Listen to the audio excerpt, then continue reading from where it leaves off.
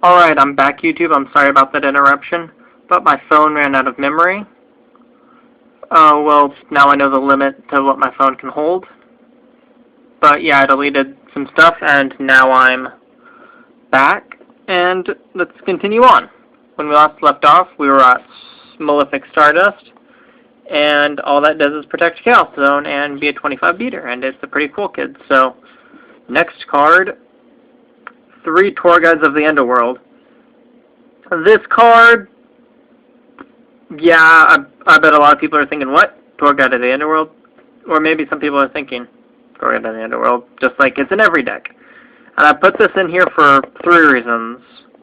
1, just to get some easy exceeds off, because this deck needs all the help it can get with monsters. As you can see, I don't run that many. And secondly, deck thin. But thirdly, you want to pull out Gren with this card. Special summon it, overlay, do all those normal tour guide shenanigans. But later on in the duel, when Gren's removed from play, use Chaos Zone, special summon him. So that's just one thing that Gren can do. Next, 2 Duality. Adds consistency. Even though the deck looks like it, I don't special summon as much as you'd think. And yeah, you just need to get these pieces together, because the deck goes off when you have Macrocosmos, when you have Chaos Zone, and when you have a monster to protect yourself, pretty much. So yeah. Gold Sarcs, more searching the stuff out. Combos with Necroface, we've already talked about that in part 1. And then the star card of the deck, Chaos Zone. I'm going to read this card's text in full, so there's not a lot of arguments about what the card does. Each time a monster is banished, place 1 Chaos counter on this card for each of those monsters. Once per turn, remove 4 or more Chaos counters from your side of the field to target 1 banished monster with a level equal to the number of the Chaos counters removed. Special summon that target. When this card on the field is sent to the grave by an opponent card effect, you can add 1 light or dark monster from your deck to your hand, whose level is less than or equal than the Chaos counters that were on this card. So this card, you want to stack up the Chaos counters so you can start special summoning stuff, and it gets a Chaos counter whenever a monster is removed. And so yeah, what you can do is you can special summon a Eatos, a Gren, card guards. You can't special summon Malefic Stardust, but yeah. And you never know when you'll have to use its secondary effect when it's destroyed by your opponent.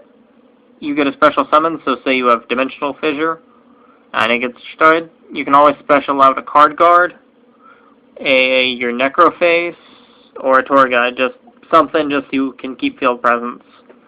But let's continue on. 2 D-Fissures.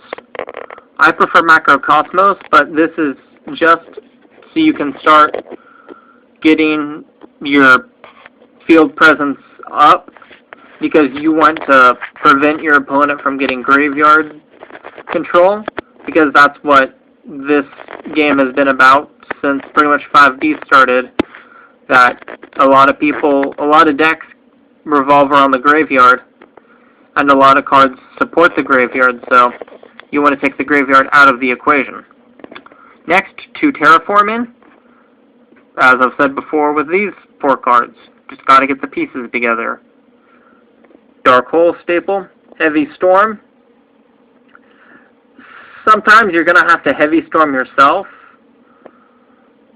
because just Heavy Storm, even though you run so many traps and spells, just if there's something that you have to get over, or if you're in a rough patch, activate your own Starlight Road. 2 MSTs, you've got to take care of that back row. You don't want them to Solemn Judgment your Macrocosmos and not be able to draw into another one until you have 100 life points left. Trade-in. I'm really afraid that I'm going to have a dead Guardian Eatos or Stardust in my hand, so I feel that Trade-in is a good card, which will let me get rid of that dead card and get some new cards.